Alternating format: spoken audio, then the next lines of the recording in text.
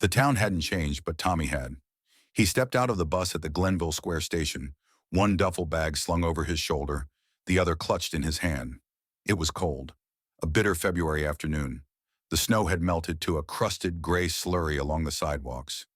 The air smelled like salt and exhaust and old leaves. There were still Christmas lights up on a few stores, flickering half dead. He stood there a minute, letting it settle. A woman with two kids brushed past him. He watched the boy with the Spider-Man beanie run ahead and almost slip on the ice. His mother didn't yell, just looked tired. That was how everyone looked here, tired. His mom picked him up in the same Subaru she'd driven when he was in high school. The passenger door stuck when he opened it. "You got taller," she said. "Yeah. You look like him." He didn't answer. She looked older. Not in a graceful way, in the way that people fall into weariness like a hole. She wore a long coat that didn't fit right. Her hands were dry and red at the knuckles. They drove in silence for a while. The radio was off. Finally, he said, "How did it happen?" Her hands tensed on the wheel. "He was working in the garage, late. I found him in the morning." He waited. She didn't elaborate. "Was he drinking again?" "No," she said quickly. "No, he was sober." She didn't look at him. They turned into Lincoln Court. The houses looked the same. Beige vinyl siding, lawns edged by rusted garden lights, satellite dishes on roofs. When she parked, he stared at the house. White, with green shutters. The grass was brown. The mailbox leaned. He didn't say anything, just grabbed his bags. Inside, it smelled like pine sol and something faintly sour. The walls were covered in old photos, high school portraits, a family trip to the Smoky Mountains, his graduation. His father's chair was gone. "I moved it," she said, catching his glance. "Couldn't look at it." Tommy nodded. "Where's Frank staying?" She looked at him sharply. "He has his own place, but he's around a lot." "He helped," she said. "He was good to me after. It was hard." "Yeah," Tommy said. He didn't mean it. He went upstairs. His old room was smaller than he remembered. The posters were still on the wall, a Nirvana print, a faded military recruitment flyer. The bed creaked when he sat down. Downstairs, he could hear her moving around, the clink of a teacup, the muted sound of the news on the TV. He lay back on the bed, staring at the ceiling. A water stain had bloomed in the corner. The fan was dusty. His father had died in the garage, with the doors closed, with the engine running. They called it suicide. His father never would have done that. Not the man he remembered. Not the man who didn't even let him smoke in the car. That night, they ate reheated lasagna at the kitchen table. The microwave beeped twice before she got up to grab the plates. She asked him about bass, but not much. He told her the minimum. She didn't ask about the year he disappeared. That was fine with him. The pictures on the fridge hadn't changed. There was still a magnet from Myrtle Beach, a faded photo of Tommy as a boy, holding a football, his dad's hand on his shoulder. "He was proud of you," she said quietly, seeing him look. Tommy nodded. He didn't trust himself to speak. There was a silence, a long one. "I know what you're thinking," she said at last. "Do you?" She looked down at her lasagna, cut it twice, ate a piece. He was under a lot of stress. The shop wasn't doing well. The bank was calling. There were things he didn't tell me. "He ever talk about Frank?" She didn't answer. "That's a yes," he said. "I don't know what you want from me, Tom." He pushed his plate back. "I don't want anything, just the truth." She looked at him then. Her eyes were wet but dry around the edges, like she'd cried too much to make fresh tears. "Then don't go looking for ghosts," she said. He got up and left the table. Later that night, he stood in the garage. It smelled like gasoline and winter and his father. The Mustang was still there, clean, polished. It didn't look like the place someone would choose to die. The overhead lights buzzed. The shadows moved slowly with the flicker. He opened the glove box. Insurance cards, old napkins, a broken pair of sunglasses. He touched the steering wheel, the leather worn where his dad gripped it. He turned and looked at the corner near the workbench. That's where the body had been. His father had kept a small notebook near the pegboard. He found it. The last page was smudged, the ink blurred, but he could read one line: "Frank is lying." That was all. He stood there a long time, not moving, not thinking, just listening to the silence. The kind of silence that settles only after something terrible has happened. The funeral didn't feel like grief. It felt like bad coffee and folding chairs and people making small talk because they didn't know what else to do. It was held in the Glenville Community Center. Not a church, not even a funeral home. Just a long, tan room with a podium at one end and a basketball hoop at the other. The gym lights hummed above them. Too bright, too white. Tommy stood at the back, hands in his coat pockets. His mother sat in the front row, shoulders small under her black coat. Frank sat beside her. Frank wore a suit that looked too expensive for the town, a charcoal gray number with a burgundy tie. His hair was slicked, his hands folded neatly in his lap. From a distance, he looked respectful, professional. Tommy knew better. There were maybe 30 people there, old customers from the shop, a few neighbors, the guy from the hardware store, people who didn't have anything else to do on a Tuesday morning. No one cried. Some priest read from a sheet of paper. He didn't know his father, mispronounced the name of the shop, said Earl was a devoted husband and small business owner who served his community with honor and honesty. Tommy didn't know how the guy said it without choking. Frank gave a eulogy. That was what made Tommy's fists tighten. Frank walked to the podium like he was stepping onto a stage. He adjusted the mic, looked out at the rows of slumped shoulders and bald spots and thin gray hair.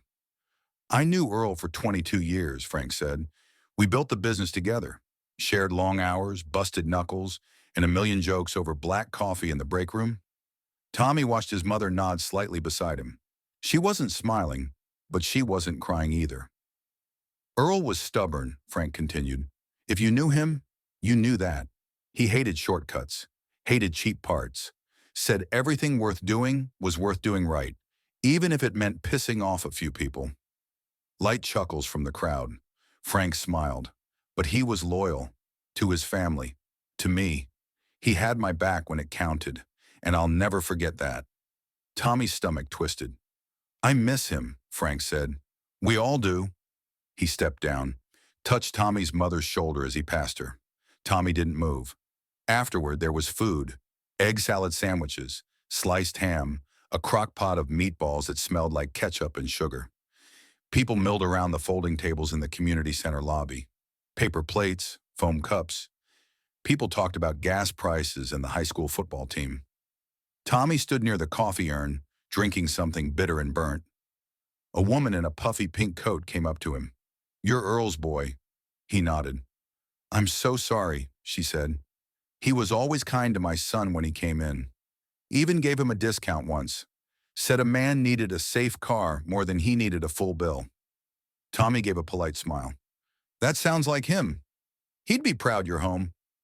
I'm not staying, he said. Just for the service. She nodded, gave his arm a soft pat, then walked away. That was the pattern. Faces he barely remembered. Words that didn't mean much. His father had been a good man, they all said. A hard worker, a fair boss. None of them knew he'd died with the garage door down and the engine running. None of them asked why. Tommy watched Frank across the room. He was laughing softly with two men, old drinking buddies probably. He touched Tommy's mom's elbow when she passed, leaning in close to say something low. She didn't flinch. Tommy drained the rest of his coffee. The burn was dull, like drinking ash water. Frank spotted him, walked over. Tommy, he said, I'm real sorry, I mean that. Tommy looked him over. His cologne smelled like cedar. The man had capped teeth, small tells of vanity. You're doing a lot of talking for someone who's sorry. Frank gave a tight smile. I get it. It's hard. Hell, it's hard for me. Not that hard, Tommy said. You're still making jokes. Frank's mouth twitched. Your dad was a good man. He'd want us to carry on. You think he carried on when you were screwing his wife before he was cold? Frank's eyes flickered, just a second, but Tommy saw it. That's not fair, Frank said. We were friends a long time. Things happen after someone dies. People get close. Real close. Frank leaned in, voice low now. You want to blame someone? Fine. But don't talk like that here.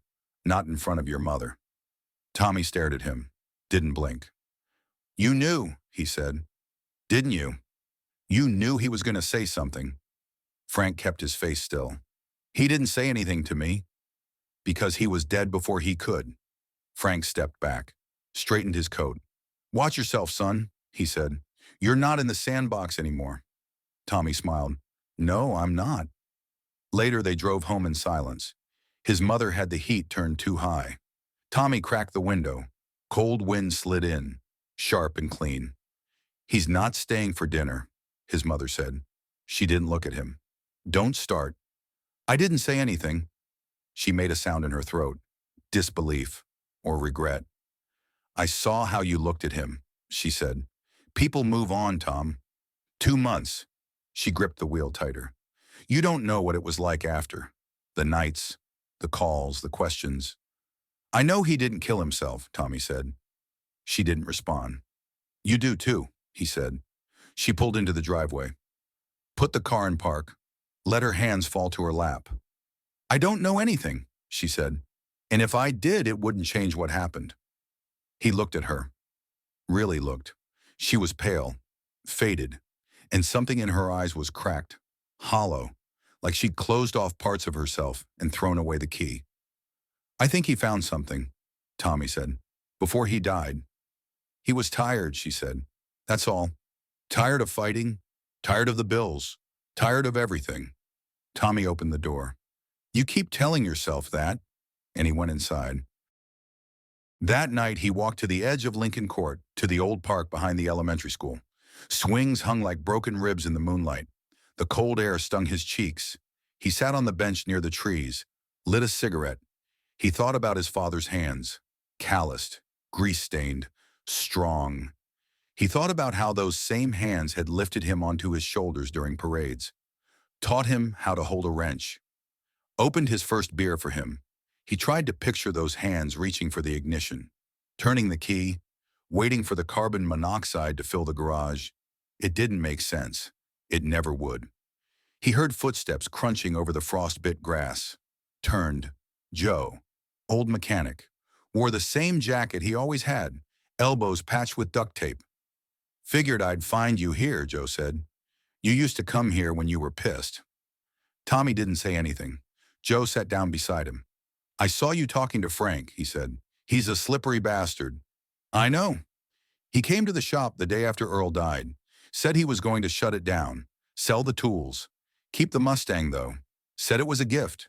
Tommy flicked ash off the end of his cigarette. My father hated him.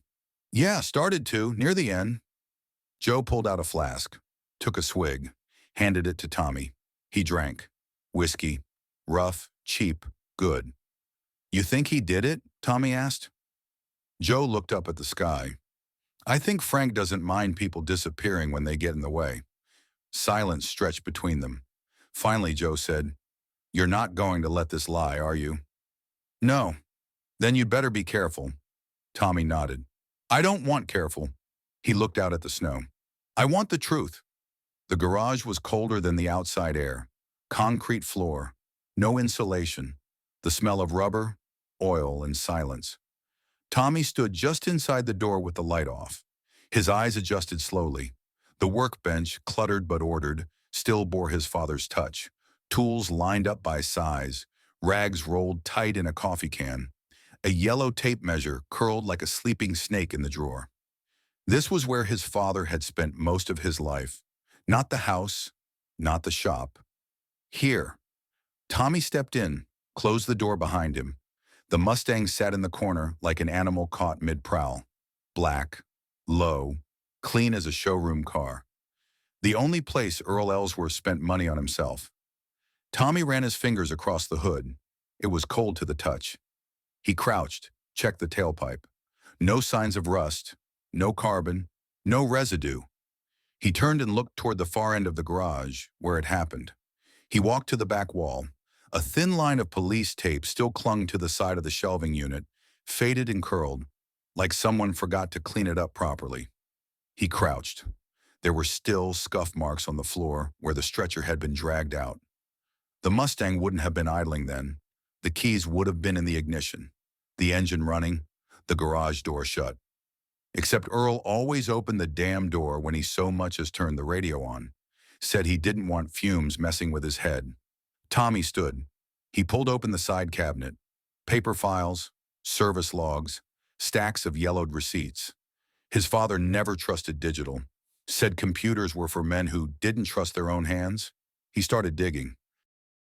Half an hour later, he had a stack of records laid out on the workbench under the hanging bulb. He didn't know what exactly he was looking for, but he knew what suspicion felt like. It sat in the chest like a weight. The receipts were handwritten, notebooks bound with duct tape. He opened one dated 3 months before the death. Repairs logged in neat pen, tires, alignments, oil changes. Then a line item jumped out. 1211, transmission rebuild, 2007 Civic, 2,400. But in the cash deposit log for that week, only 800 added. That didn't add up. He flipped further. 1218, brake job, Altima, $900 but no matching entry. In fact, several services logged, but the deposit record only reflected a fraction. Skimming backward, he noticed a shift. Before November, the logs and deposits matched. After, gaps, offsets, missing amounts, and all signed EE in the bottom corner. But the signature didn't match. Not exactly. His father's E had a loop at the top. These didn't. He found a file marked Invoices Backup.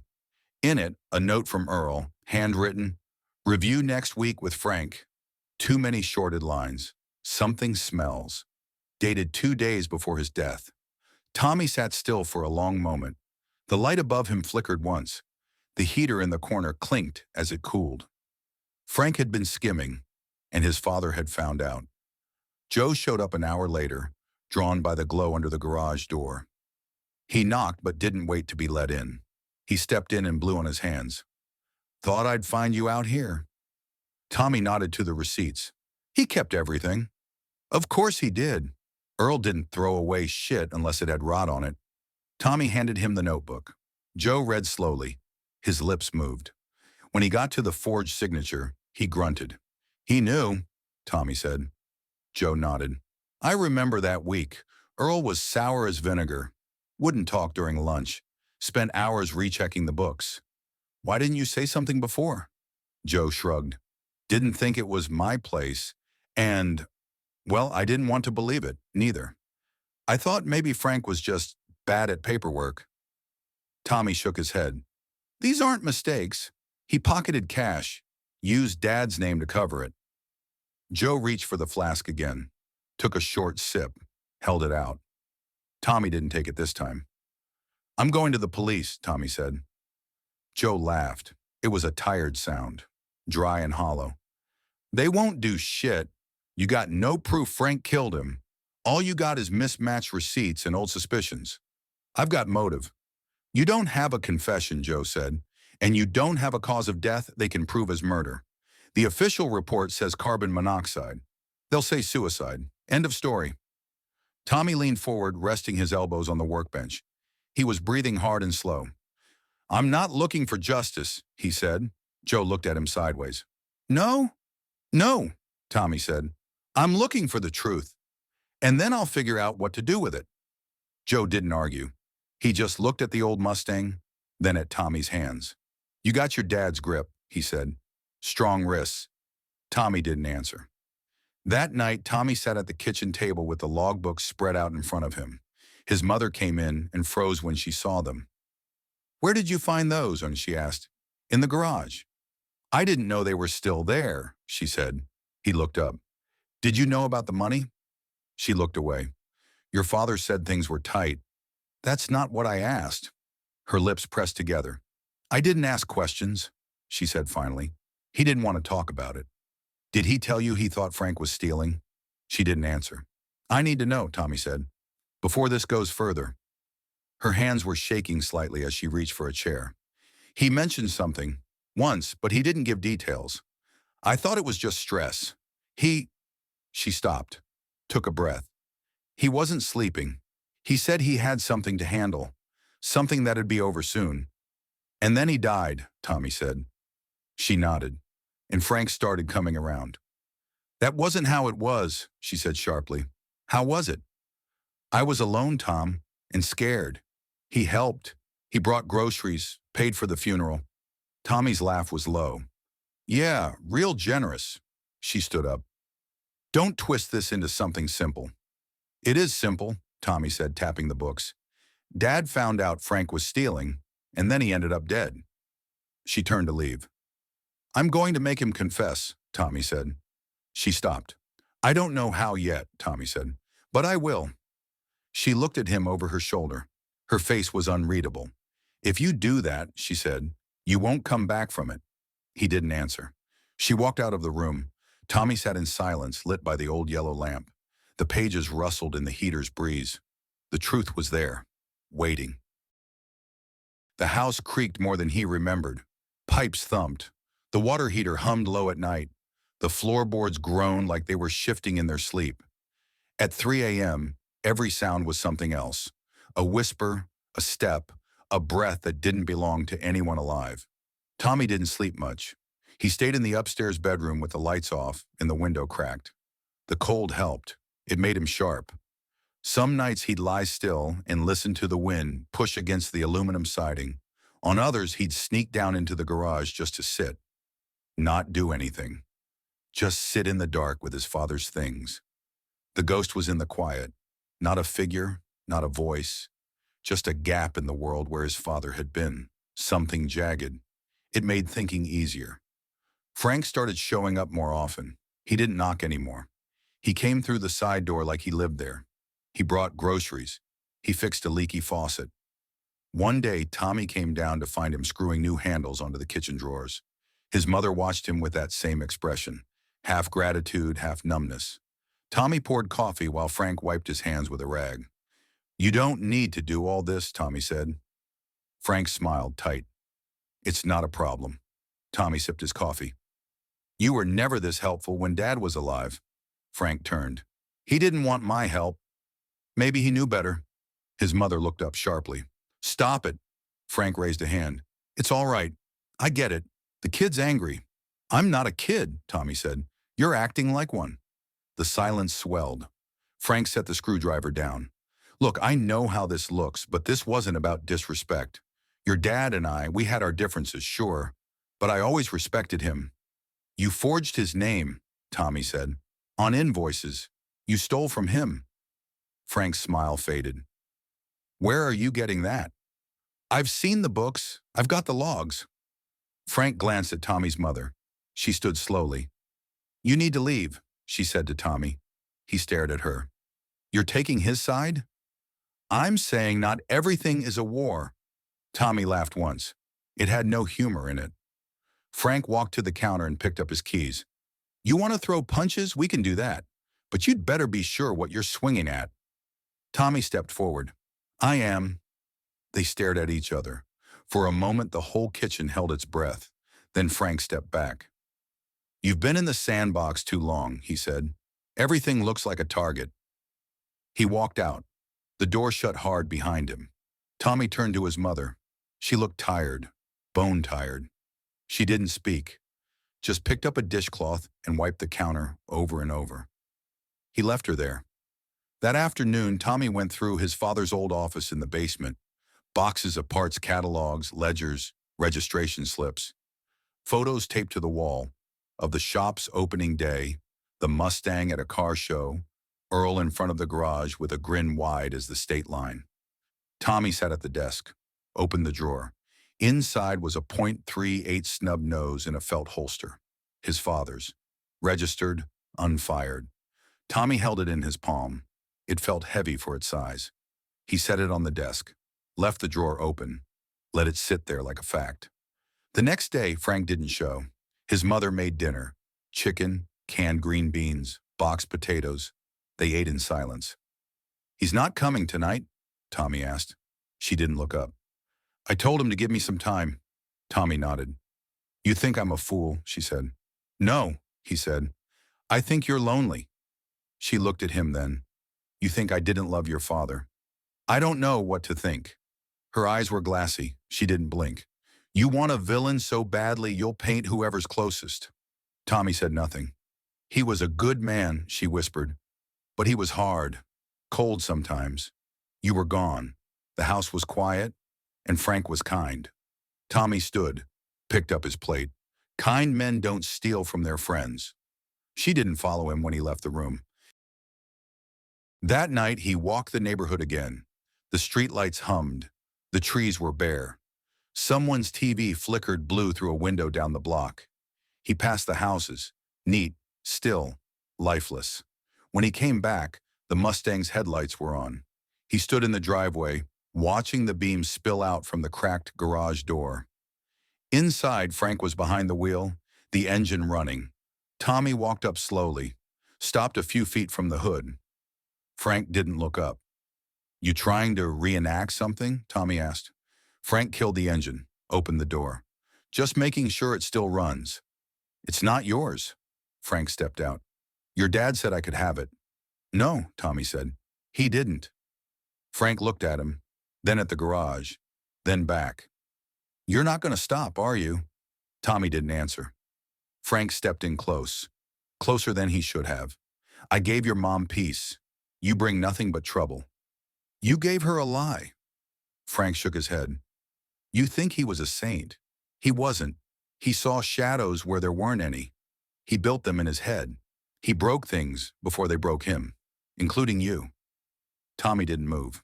"You want someone to blame?" Frank said. "Start with your old man. You inherited his temper. One day it'll kill you too." Tommy didn't speak. He just walked past Frank, into the garage, and shut the door behind him. Let the dark have him for a while. Later that night, he dreamed of exhaust, of the Mustang idling, humming like a beast in a cage, of his shadow behind the wheel that turned to look at him, but had no face. He woke up sweating, went downstairs. The gun was still in the drawer. He stared at it, then closed the drawer. Tomorrow he'd be ready. Tommy started waking up early, earlier than he had to. He'd sit on the back steps with a mug of black coffee and let the cold chew at his fingers. The steam rose slow from the cup. The backyard was frost stiff, silent. A pair of crows circled the power lines like they were waiting for something to die. Frank didn't show up for 2 days. When he finally did, he came with a six-pack and a forced smile. "Thought we could talk like men," he said. Tommy held the screen door open, letting the wind blow in. "All right," he said. "Let's talk." They sat in the garage. Frank handed him a beer. Tommy didn't drink it. Frank cracked his own, took a long pull, looked around. "This place used to be a mess," he said. "Tools everywhere. Junk stacked like hoarder heaven. Earl was a great mechanic, but Christ, he couldn't organize worth a damn." Tommy didn't respond. Frank pointed to the workbench. "He used to write stuff in grease on the wall when he ran out of paper. See that there?" He gestured toward a faint black smudge above the pegboard. "That's Altima Timing Belt Tuesday. Sat there 3 months before I wiped it off." Tommy set the beer aside. "You're nervous," he said. Frank's smile faded a little. "No, I'm tired." "You only talk that much when you're nervous." Frank sipped again. "Jesus, you always this suspicious? Or is it just since you came back? You ever notice how people act different when they've got something to lose?" Frank shook his head. "No wonder your old man lost his mind." Tommy leaned back in the folding chair. "That what you're calling it? Losing his mind?" "He was unraveling. You weren't here. You don't know. I know he didn't kill himself." Frank wiped his mouth with the back of his hand. "You know what I think?" Tommy said. Frank didn't ask. He waited. "I think you started skimming. Small amounts, then bigger. He didn't notice at first, but when he did, he didn't tell anyone. He gave you a chance to come clean." Tommy stood up, walked over to the Mustang. "I think you came over that night. Told him it'd ruin the shop. Told him it'd ruin you. And he said he didn't care." Frank's jaw tensed. "I think you argued. Maybe you hit him. Maybe you didn't. But you shut the garage, you turned on the engine, and then you walked away. You've been watching too many movies." Tommy turned to him. "Then prove me wrong." Frank stood too, set the beer down, unopened. "I don't have to prove anything," he said. "You've made up your mind. You want a killer, I'm the easiest one to pick." "You're not that easy," Tommy said. "You're just the one who got sloppy." They stared at each other for a long beat. Then Frank walked out. Didn't say goodbye.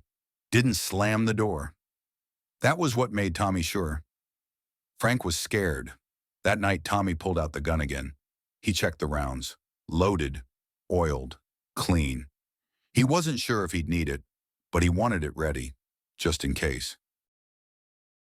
The next morning, his mother found the books on the table again. She stood over them, not touching anything. Her coffee steamed in her hand. "You're not going to let this go," she said. "No," she sat across from him. "You want to fix something you can't fix.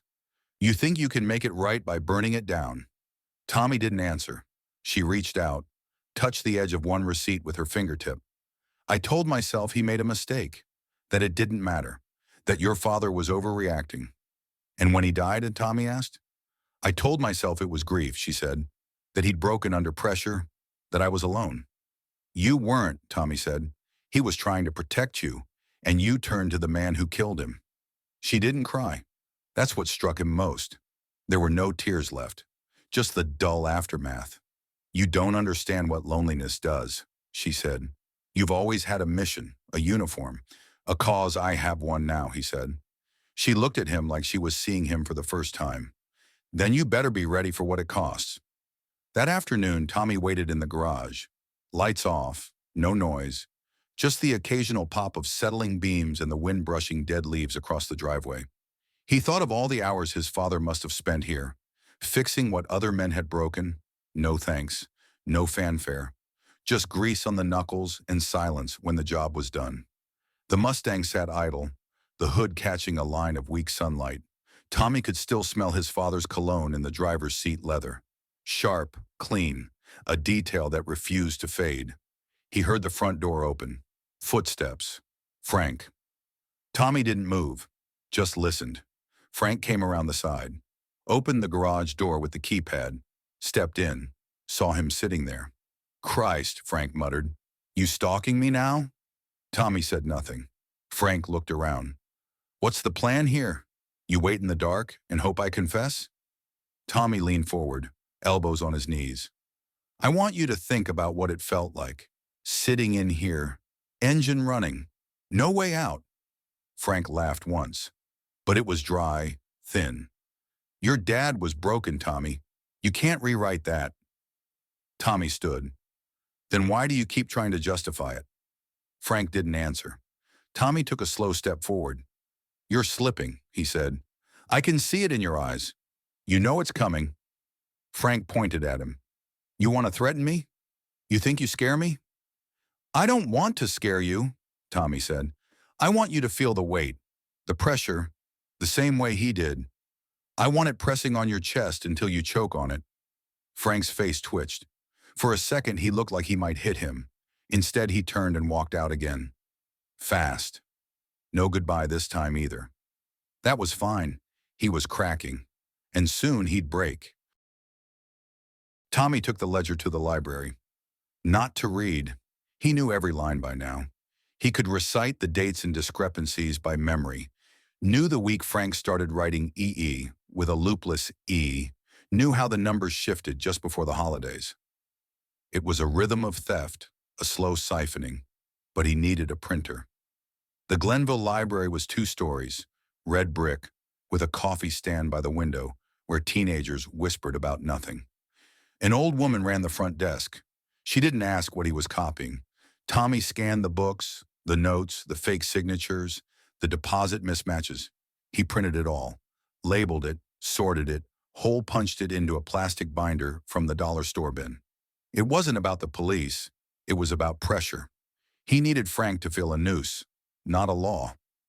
Joe met him at the old diner off Route 9. They sat in a cracked vinyl booth where you could see the frozen fields stretching east, empty and dead. Coffee was weak. The eggs came wet unless you asked twice.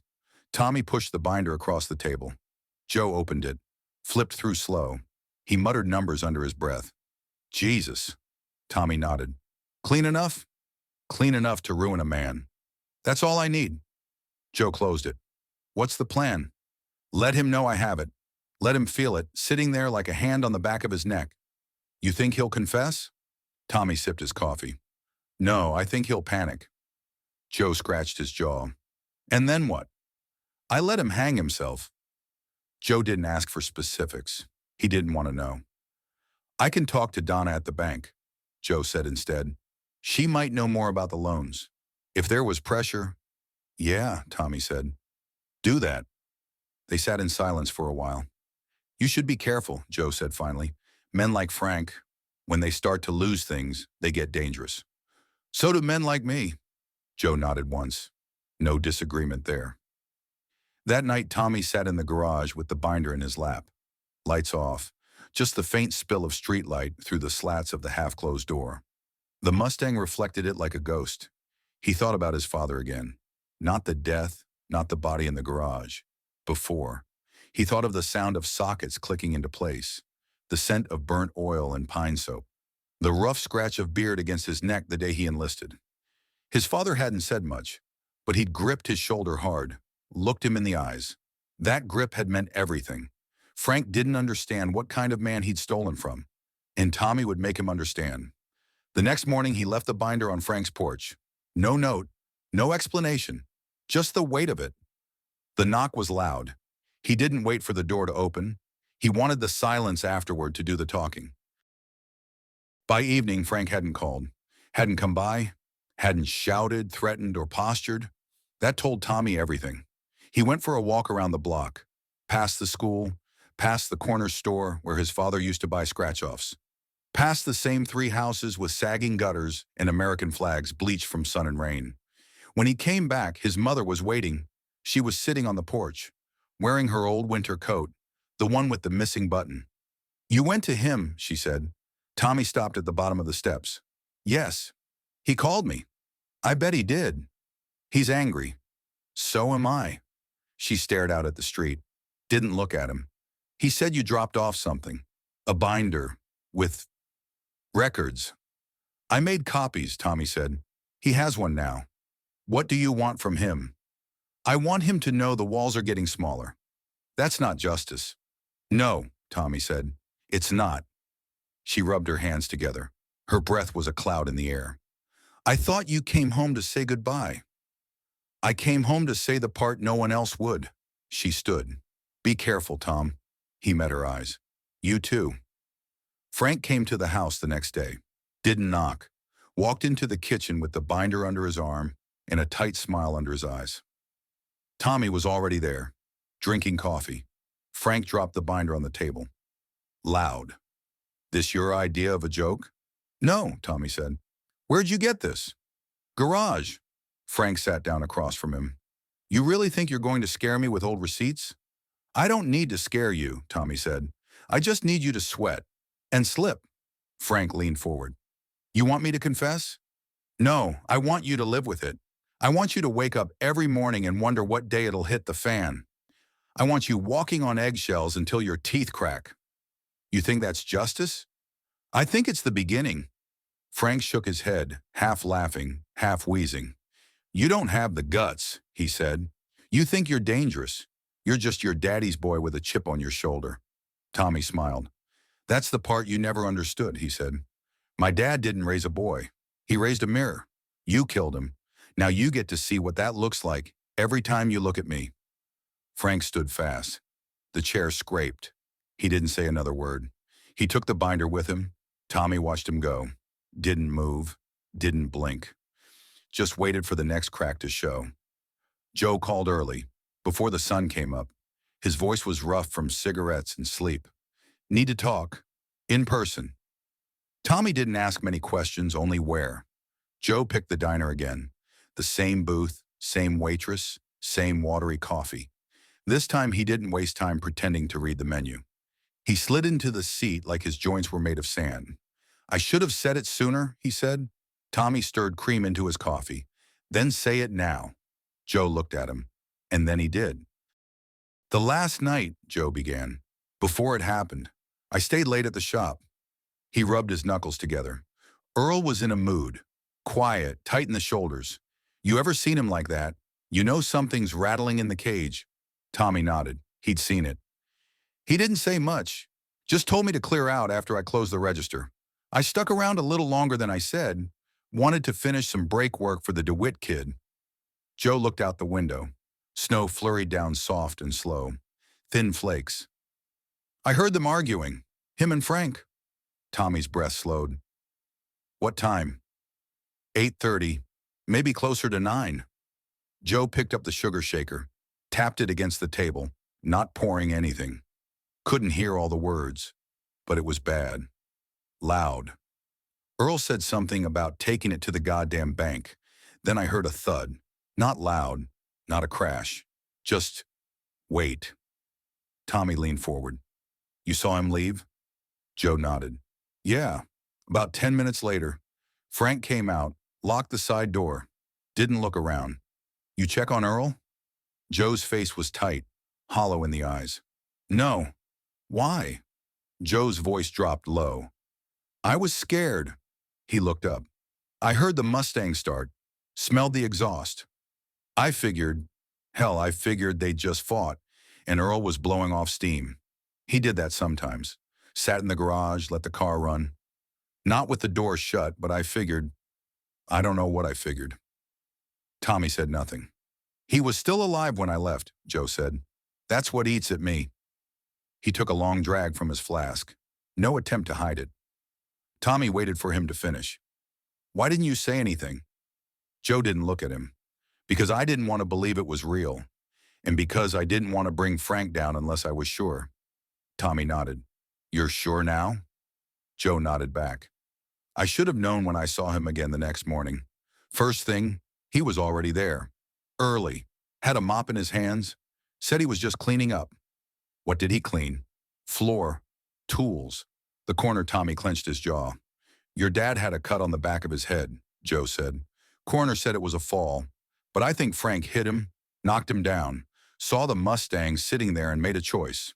Tommy ran a finger along the rim of his coffee cup. You gonna go to the police? Joe hesitated. I'll back you if you go, he said, but I'm not good with lawmen. You know that. I'm not asking for the police, Tommy said. Joe looked at him. I'm asking for the truth, Tommy said, and now I've got it. Later, Tommy walked to the garage. The afternoon was bitter and bright. Snow crusted the sidewalk in patches. He opened the garage. It was colder inside than out. The Mustang sat quiet, untouched. He pulled the old tarp from the corner, spread it on the floor where Earl had died, laid the binder on top of it, set the gun down next to it, then sat and waited. He stayed there for hours, didn't move, didn't speak, just let the cold soak in through the concrete and the steel and the silence. That evening, he ate dinner in the kitchen with his mother. She didn't ask questions. He didn't offer answers. There was only the sound of the microwave humming and the fork tapping against his plate. When she finished, she stood. Are you going to do it? Tommy didn't look up. I'm going to give him the chance. And if he doesn't take it? Tommy picked up his glass. Water. Room temperature, lifeless. Then I won't give him another. That night, Tommy stood in the garage again. This time he left the door wide open. He put the binder in the passenger seat, the gun in the glove box. He left the keys in the ignition, just in case. Then he waited. For the man, for the guilt, for the fall. She was already in the living room when Tommy came in. Lights off. Just the TV glowing mute blue across the walls. A show she wasn't watching. Her hands were still, folded in her lap. The cup of tea beside her was full and cold. Tommy stood behind the couch for a minute, watching, waiting. Finally, she spoke. You're not sleeping. He didn't answer. You pace. I hear you upstairs, like your father used to when something was wrong. He moved around, sat down in the armchair across from her. The springs creaked. You knew, he said. She didn't flinch. Knew what? That Frank was stealing. That something wasn't right. You knew before he died. She looked down at her hands. Her fingers twitched against one another. I suspected, she said. Why didn't you tell me? You were gone. I'm here now. It's too late now. No, Tommy said. It's exactly the right time. She looked at him, and this time he saw something underneath her eyes, something that hadn't surfaced before. Not fear, not guilt, resignation. She'd made her peace with something, and now he was digging it up. I found the books, he said. I found the receipts, the forged logs. Dad wrote a note, said Frank was lying. She blinked slow, like it hurt. I talked to Joe, he said. He heard the fight. He saw Frank the next morning, cleaning. She didn't speak. I need to know, Tommy said. I need to know what you saw, what you heard, what you chose not to say. Her eyes flicked toward the hallway, the bedroom, the door Frank sometimes used when he thought no one noticed. She looked back. He came over that night, she said. After. Tommy stilled. Even the clock seemed to stop. He knocked late, past midnight, said Earl had been upset, said they fought, said he was worried. Tommy leaned in. He told me to check the garage. She stared into the TV light. The moving blue ghost light on her cheeks made her look hollow. When I opened the door, I could smell it, she said. Tommy swallowed. He was still warm, she said. I touched his hand. Why didn't you call the police then? I did, but I told them he'd been struggling, that I didn't think it was foul play. You lied, she nodded. Why? She looked at him. I was afraid of the truth, afraid of what it would do, to the shop, to you, to everything we still had. And Frank? She hesitated. I told myself he was just there, that it was an accident, that if I left it alone it would go away.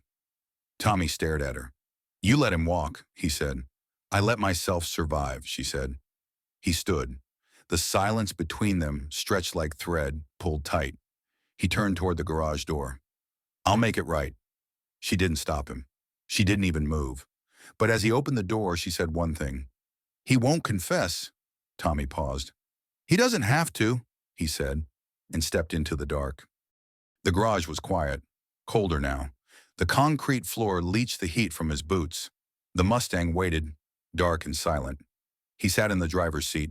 The binder was still in the passenger seat, untouched. He opened the glove box. The .38 sat there, heavy and mute. He didn't touch it, just looked at it. Then closed the glove box again. Let it sit there, like a question. He turned the key to auxiliary. The radio crackled to life, an oldie station playing soft guitar and the hum of static. Tommy leaned back and let the dark settle around him. Let the truth settle. Let the silence hold. Frank still came by in the mornings like nothing had changed. He brought donuts, cheap, sticky ones in a red box, left them on the kitchen counter, smiled. Tommy waited until his mother left the room, then said, You should eat one. Frank looked at the box, then back at him. Why? Tommy shrugged. Might be your last chance to enjoy anything sweet. Frank didn't blink. You think you're clever, he said. I don't think anything, Tommy said. I just wait and listen. Frank sat down, cracked his knuckles. Didn't touch the donuts. You want something from me, he said. What is it? Tommy took a sip of coffee. Let the silence do half the talking. I want you to go back to the garage, Tommy said. Just once, with me. Why? Call it a memorial. Frank leaned forward. You think if you trap me in there, I'll break? Say something stupid? No, Tommy said. I think you'll say the truth. Finally. Frank snorted. I've got nothing to confess. Then come prove it. Frank looked him over, slow. What's really waiting in that garage? Tommy smiled. You are. They met there just after dusk. Tommy opened the garage door manually. No lights, no heater, just cold steel, concrete, and memory. Frank stepped in slowly, looked around like a man checking for ghosts. You've kept it tidy, he said. Tommy stood by the Mustang. Didn't respond. Frank walked the perimeter. Didn't go near the far corner. Tommy flicked on the bare overhead bulb. It buzzed, flickered once. Tommy said, You know what bothers me the most? Frank waited. Dad didn't cry for help, didn't try to crawl out, didn't even open the door. Frank crossed his arms. Maybe he didn't want to. Or maybe someone made sure he couldn't. Frank turned to face him, the Mustang between them now, like a line drawn in chalk. You think I locked him in? Tied him down?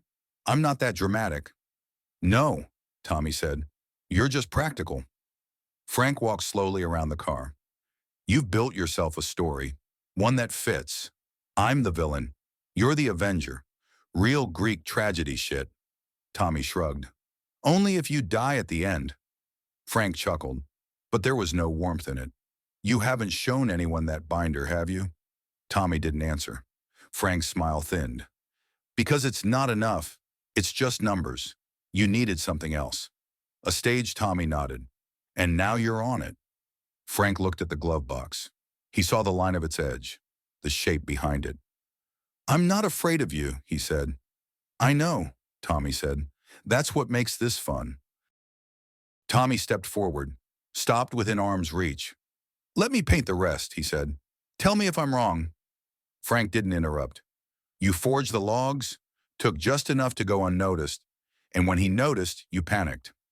Tommy's voice stayed low, even, like reading instructions. You thought he'd go to the bank, to the cops. You didn't mean to kill him, but he pushed you. Maybe you shoved back. Maybe you hit him.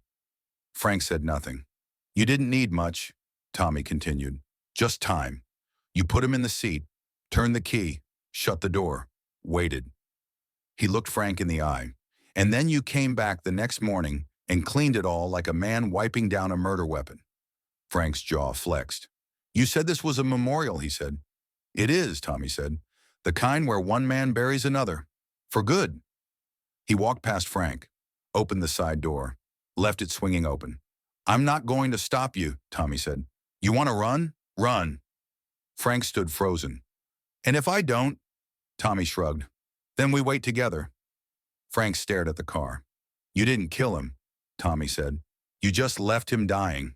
That's what cowards do, not murderers. Frank's hands curled into fists. Stop talking like you know me.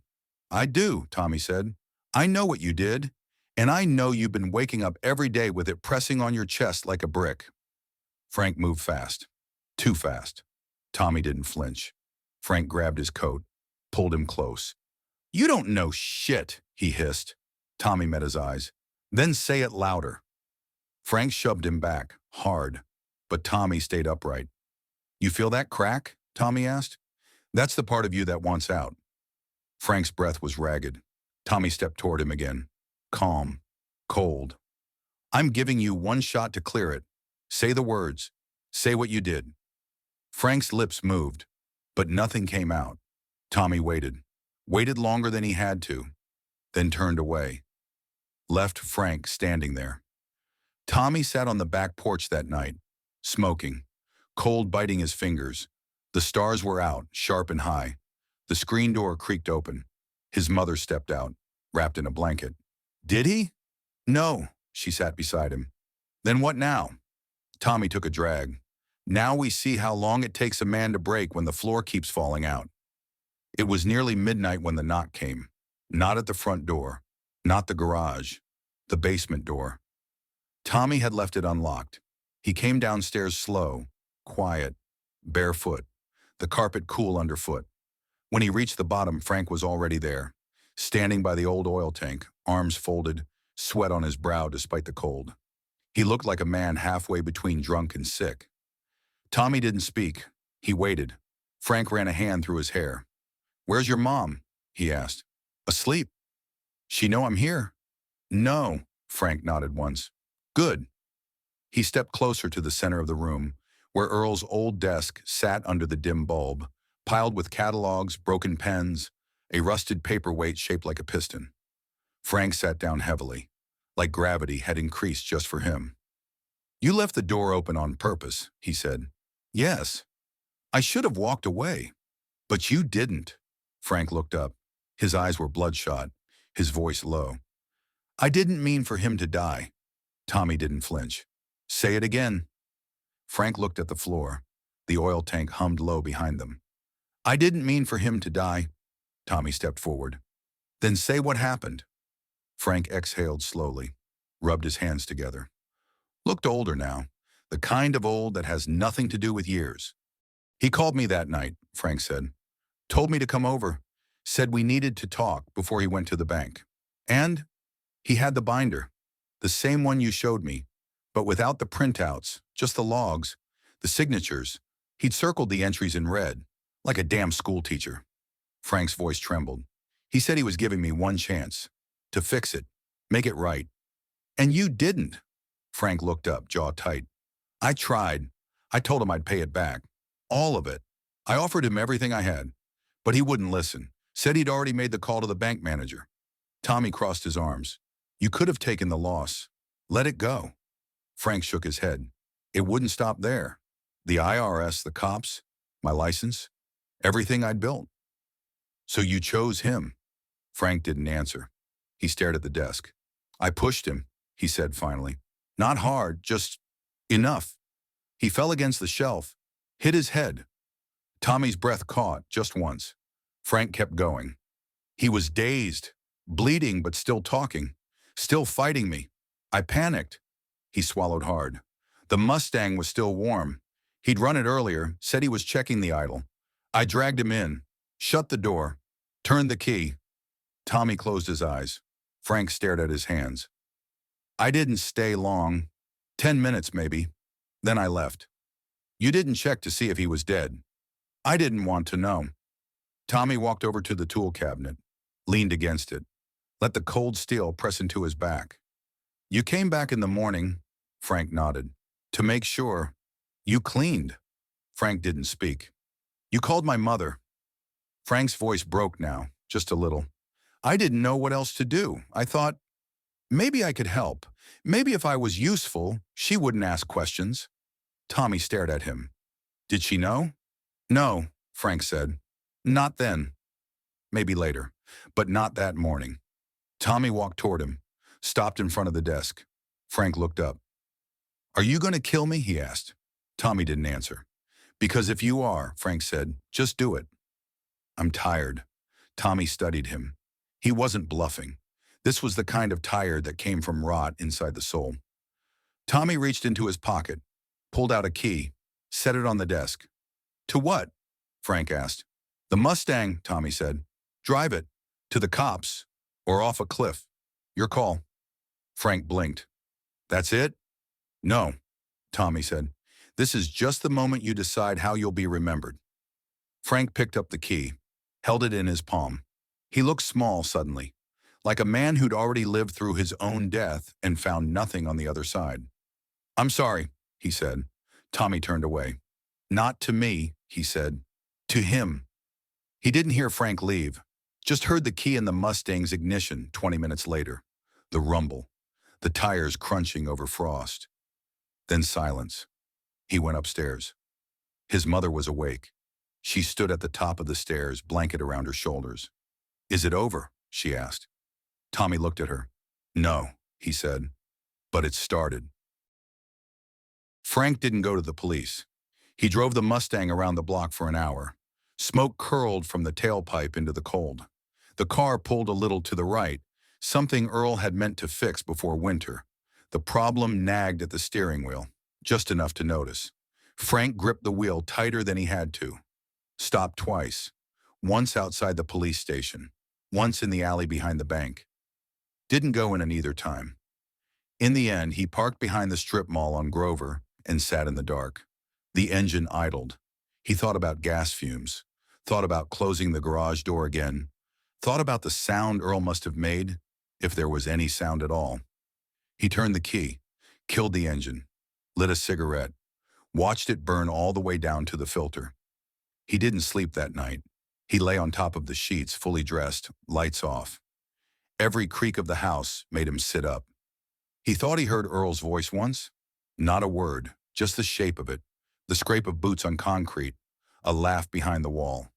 He didn't turn on the light, just waited for morning. By Tuesday, the Mustang was gone. Tommy found it abandoned at the old quarry. Hood up, battery dead, keys gone, no note, just a half-empty gas can on the back seat and 2 crushed cigarette packs on the floor mat. He didn't bother telling his mother. Frank started drinking again. That Wednesday, Joe spotted him at the Blue Lantern Bar on 9th. Noon, whiskey in a coffee cup. Didn't even bother to hide it, Joe told Tommy. He looked like hell. Tommy nodded. Let him sink. Frank began calling the house. Late. First to Tommy's cell, then the landline. Sometimes he didn't say anything. Sometimes he muttered. You don't know the whole story. I didn't plan it. It was supposed to be different. Tommy never answered, just let the voicemail stack. He wanted Frank to talk himself into the noose, not be pushed.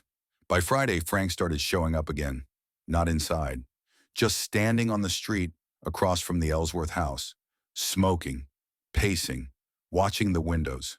Tommy didn't confront him, not yet. He wanted Frank to feel it build, that low hum of paranoia, that awareness that he had nowhere left to go. It wouldn't take long. The following Sunday, Frank showed up at the shop, not to work, not to open. The place was shuttered, dust on the windows, tools still inside. He broke the glass with his elbow, went in, stood behind the counter, looked at the empty schedule board like it still meant something. Joe called Tommy 20 minutes later. He's in there now, Joe said, talking to himself. Tommy didn't rush. When he arrived, Frank was still there, lights off, sitting on a stool behind the register, bottle in his lap, pistol on the counter, not Earl's. Tommy stood in the doorway, didn't speak. Frank looked up, face gaunt, red-rimmed eyes, shirt wrinkled, tie undone. I never had a chance, Frank said. Tommy leaned against the wall. You had every chance. Frank held up the bottle like a toast. You think I'm afraid of dying now? No, Tommy said. I think you've been dead since the garage. Frank laughed once, a short, ugly sound. You want me to confess in public? You want to put me in cuffs? Tommy shook his head. No, I want you to suffer the way he did. Slow, quiet, and alone. Frank stood, walked toward him. Not fast, just heavy. You're not justice, he said. I don't have to be, Tommy said. I'm just gravity. Frank stared at him, then turned, walked past the Mustang, put his hand on the hood. I see him here, you know, every time I close my eyes. Tommy said nothing. Frank turned back. I'm not going to jail. I know. I'm not going to beg either. You already are. Frank stepped closer. Breath smelled like metal and bitterness. You think I'll crack? Tommy shrugged. Crack's already happened, he said. Now we're just watching the collapse. Tommy left him there. Didn't look back. Didn't take the pistol. Didn't need to. He knew what was coming. Some men rot from the outside. Frank was rotting from within, and rot never waits long to finish the job. The house was silent when Tommy came home. Not quiet, silent. That deep, stifled hush that settles before something breaks. The kind of stillness that feels like it has weight. His mother was in the kitchen, staring at a coffee cup she wasn't drinking. Her fingers were curled around it like it might fly away. She didn't look up when he entered. Did you see him? She asked. Yes. Was he drunk? Yes. She nodded. He's been calling. I know. He says he's sorry. He is. She looked at him then. Then let him go. Tommy stepped forward. No. You've made your point, Tom. It's not a point, he said. It's a reckoning. Her lips twitched. Not quite a frown, not a smile. You sound like your father. I'm finishing what he started. She turned away. That's what scares me.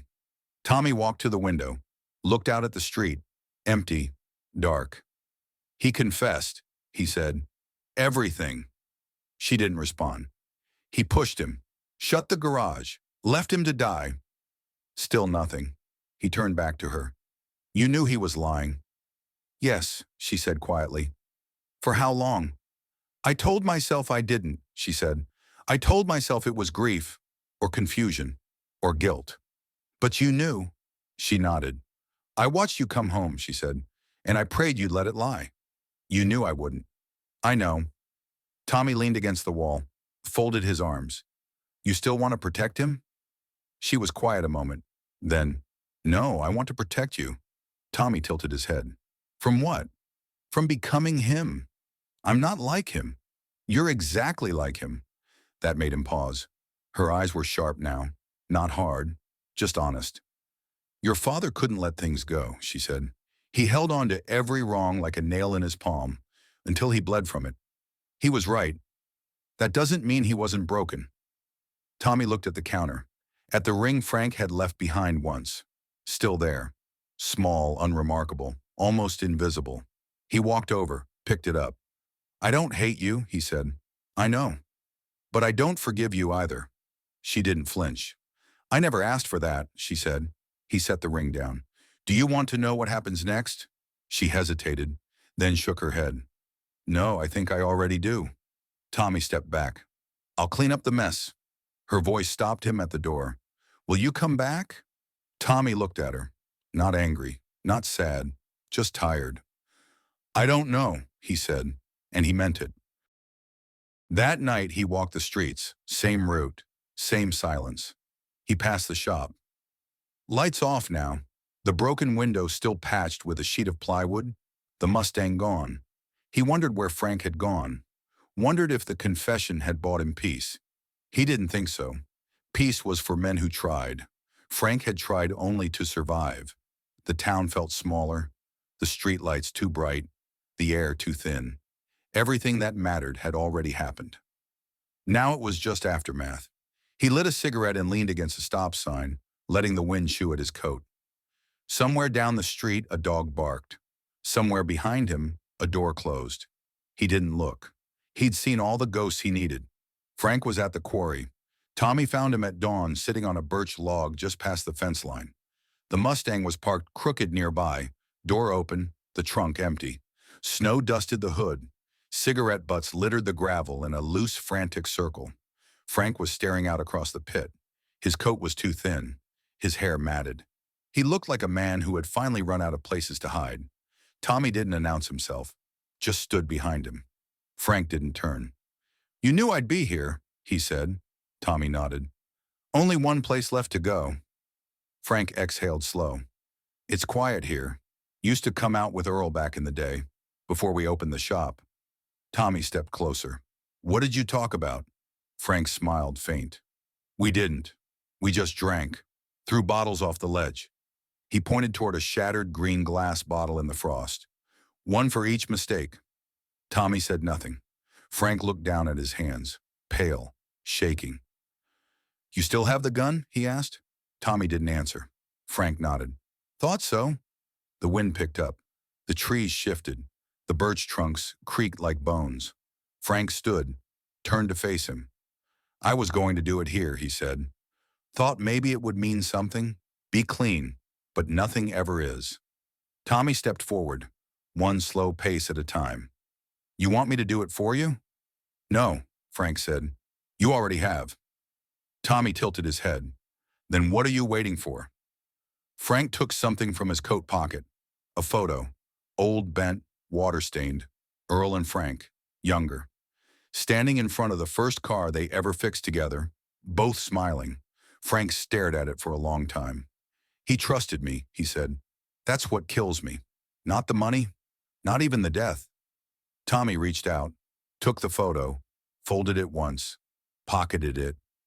Frank didn't stop him. He looked up at the birch trees, their white skin peeled in long, curling strips. I see him, you know, Frank said. In dreams, in doorways. I think that's the real punishment. It's not over yet, Tommy said. Frank nodded. And then he lunged. No warning.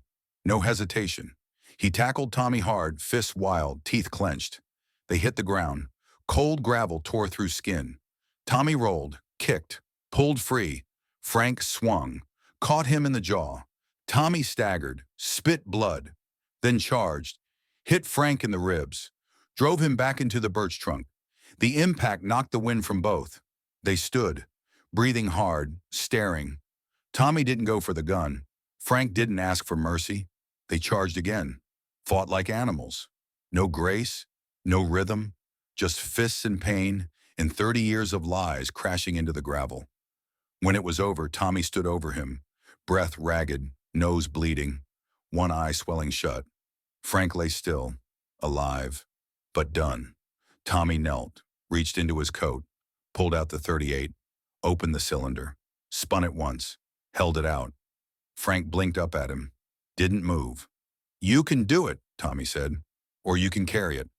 Frank stared at the weapon, didn't take it, didn't speak. Tommy set it beside him. You don't get to run. Then he stood and left him there, in the frost, in the shadow of birch trees peeling white, in the wreckage of everything he'd ruined. No justice, just consequence. Frank didn't come back to town, Not that day, not the next. The Mustang was found 2 nights later, burned out behind a bait shop 10 miles east near the river. No body, no note.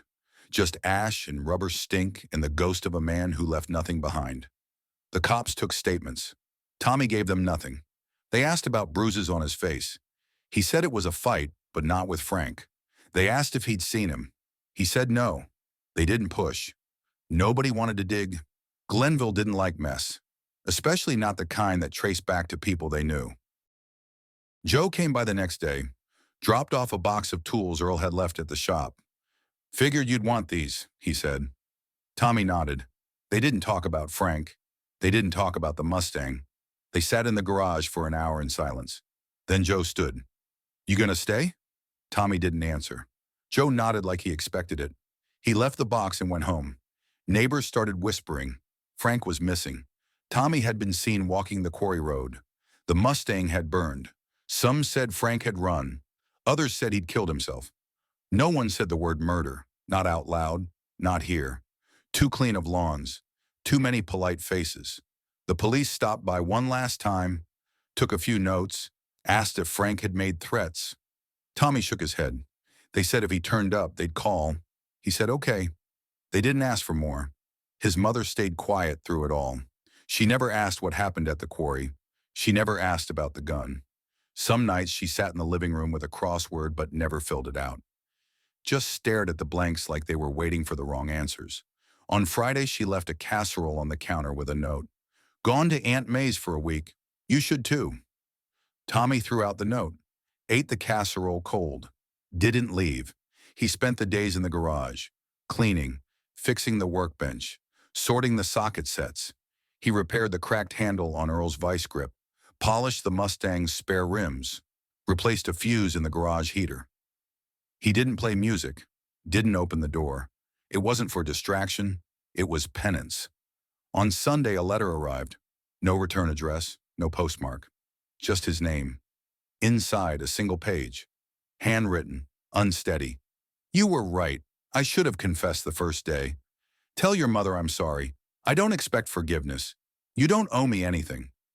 No signature, but Tommy folded it and placed it in the glove box beside the .38. Didn't reread it. Didn't destroy it either. Some things you bury, some things you keep just to prove they existed. At night, he walked the street again. The town looked the same. Houses, lawns, flags. But something under it had shifted, like a bone reset wrong. The ground was stable, but not quite straight, and he carried that with him now, in his chest, in his hands, in the way he breathed like a man who knew what people were capable of when they were afraid, and when they weren't.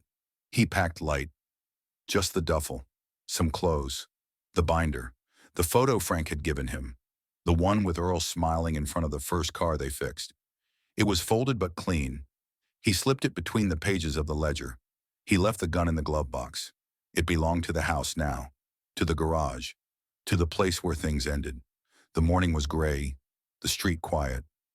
No one stood outside to say goodbye. His mother's car was still gone. No note this time, just the hum of the refrigerator and the folded blanket on the couch. She hadn't said she was leaving for good. She hadn't said she was coming back either. It didn't matter. They'd both lived through the storm. Whether they stayed in its path was their own decision now. Tommy stood in the garage one last time, touched the workbench, ran his hand across the Mustang's hood. It felt cold, still. The heater was off. The air inside was sharp enough to make his breath show. He didn't turn on the light. Didn't need to. He knew where everything was, every wrench, every smudge, every ghost. Outside, he locked the door behind him. No ceremony, just the key turning. Final. He left it under the mat. Let someone else find it, or not. At the bus stop, he sat alone. Same bench as when he arrived, same cracked pavement, same dead leaves trapped in the fence line. The bus was late. He didn't check his watch, didn't check his phone. He'd stopped needing to know the time after that night at the quarry. Some things happened on their own clock. Some endings didn't care about schedules. When the bus came, he stepped on. Gave the driver a nod, sat in the back. The town slid past the window piece by piece. The hardware store, The old car wash, the diner, the street where the shop used to hum. The houses, identical and dull, drifted by like gravestones. He didn't wave, didn't look for anyone he knew. They'd seen enough of him, and he'd seen everything he came to. Out past the town limits, the road opened wide. Fields stretched flat and hard beneath a low sky. The bus engine hummed, steady. Tommy leaned his head back, closed his eyes, didn't sleep, just rested. Beneath his jacket, the binder sat pressed against his ribs. Not proof, not justice, just memory. And that was enough. Thank you for joining us for this episode of Storytime with Papa Owl. If you enjoyed the story, please like and subscribe.